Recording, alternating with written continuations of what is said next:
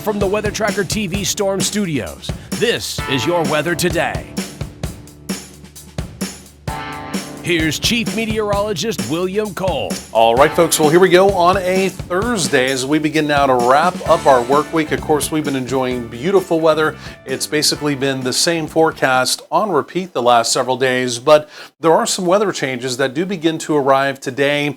We've got a dry line and a cold front that's going to be moving through our area. The good news is if you don't like really cold weather, there's not a lot of cold air with this front, so we're going to talk about that, your weekend forecast, and still tracking that next opportunity of rain as we get into the early parts of next week. Again, more on that coming up. But again, this would be our Thursday. And again, similar to the last several days, a lot of bright sunshine. And again, even though we'll eventually have this kind of weak cold front moving through our area, I still think we're going to be climbing into the upper 70s for daytime highs around the area. Now, this is where we started the morning. It was another morning out there that, simply put, it really just wasn't that chilly. You maybe needed a jacket briefly out the door this morning, but again, around the Metroplex, basically right around 60 again for a morning low, where the air mass was a little bit drier in our western counties overnight. Again, you can see a few, mid 50s out there, a little bit chillier, again, out to the west earlier this morning. So here's the overall setup. Again, two things going on. Now, number one, radar's quiet. We're not anticipating any precipitation as this front moves through, but you also see this little black line, and that may remind you of spring when we're typically talking about a dry line. So a dry line will initially move through as we go through the day. And again, not that we're overly humid out there, but again, we do at least have some Gulf of Mexico moisture around. But again, you can see this area of orange behind the line. That will be some dry desert air moving into the area. You'll definitely notice that as we progress through the day, but then look off to the north.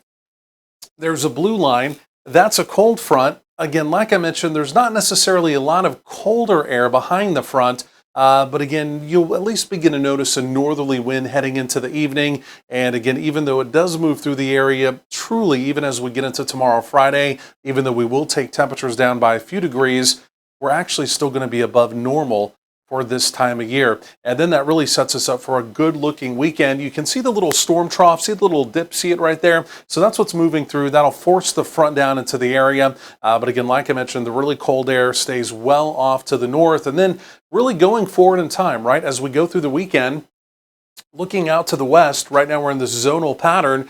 There's nothing showing up. So it's going to be a quiet weekend. We'll begin to kind of rebuild in the temperatures. And in fact, we'll really kind of culminate that by this upcoming Monday, where temperatures could be soaring well into the 80s, maybe even a few 90s around the area. And that's going to set us up for our next cold front. And the next cold front, as we get into this upcoming Tuesday into Wednesday, it's going to be a little bit stronger. We're going to have a push of some modified Arctic air moving back into the nation. I think the bulk of the really cold air is going to stay well to our north. But again, we should get a pretty decent cold front the way it looks this upcoming Tuesday. And that front is going to have a little instability to work with, a little bit of moisture as well.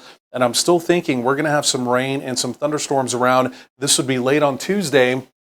There's the front moving through. And again, the way it looks right now, still a few of those storms may even be on the stronger side, maybe even a couple of severe storms with a wind and a hail threat. Again, still several days on down the road. We'll continue to refine that forecast. But again, for the first part of this upcoming work week, again, weather pattern may become just a little more active. But quickly, do want to highlight this as well. This is for today, and this would be fire danger. Again, with that drier air mass coming in, and again, temperatures still soaring through the afternoon. Again, especially southwest of Dallas-Fort Worth, Hamilton, Bosque, even parts of Erath County. Again, the opportunity of some elevated fire danger. Again, we'll definitely track that with you throughout the day as well. So here are the temperatures. Again, you can see just a little bit less mild off to the northwest. But again, still a lot of us closing in on that 80-degree mark as we go through the afternoon.